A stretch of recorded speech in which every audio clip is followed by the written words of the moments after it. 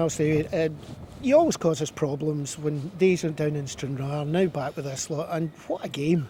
It was an entertaining.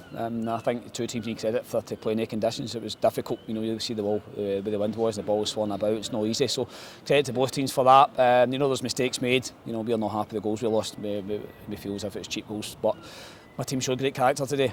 Twice went behind by 10 men, twice we come back, so I'm happy with that. You definitely put Ryan Stevenson on just to do that special thing at the end when he gets up there and nods the ball in. Yeah, Ryan's obviously not played a team last few weeks, but his attitude and his training's been first class. And always when you come back to a club that you support, he doesn't hold it back. He's got a lot of affection for this club, and rightly so. And what he did for them as a player here, but it's his team he supports. So, but credit to him, in where it hurts, and delighted he got the equaliser. Yes, and the penalty, did you agree with that? Was a definite penalty there? It looked, from where I was standing, they're coming together, so I don't think there's any doubt in that. What the argument will be is they said if it's not a genuine attempt, it's a sending off. Well, is it a genuine attempt? Andy Stirling's trying to win the ball. He's just maybe been out foxed with Paul Kearney. So what does that point in the sending off? Because he'll now miss the next game. But at the same time, my team came back strong after that. Yes, Andy Stirling had been playing particularly well today in that game, seemed to be dominating a lot down the right hand side. I thought he was a threat. I thought it looked very lively. I thought the condition actually suited him because the ball had to play in the deck today, and I thought he was very lively going forward. So we're disappointed. He's been in good form. We have been, I think, in the last 7 games, the league table says we're sitting third in terms of form. So we've got a lot of people up. And coming here, if somebody says before the game, you come here and take a point, you have to be happy with that. Again, instructions to your corner takers and free kick takers. What were they? Well, obviously, with having the win in the second half, everything's goes in swing towards the goal. And credit to Joe Thompson too, he put right in the money. I feel for the goalkeepers. I know maybe some people might question their goalkeeper, but I think it's difficult in the conditions for a goalkeeper to try and do that. There's been maybe 10 bodies in the box. So today it went for us. And we're delighted.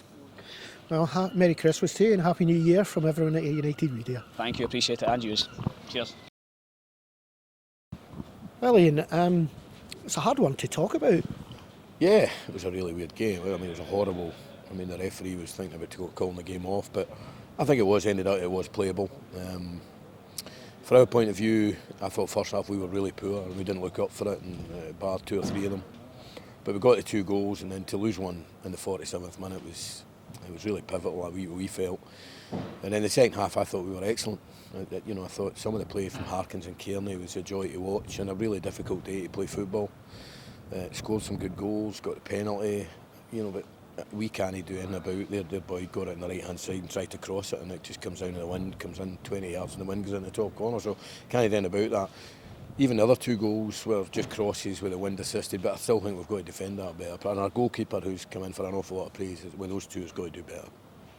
The first half, they didn't seem to really come to terms with having the wind at their backs. Didn't do what they normally do, play the ball to each other. Yeah, we didn't put them. Our 2 goals in the first half were just really well worked, good football goals. Whereas, we didn't have any of those type of crosses that curled in the wind, and that's what you've got to do in these conditions like this.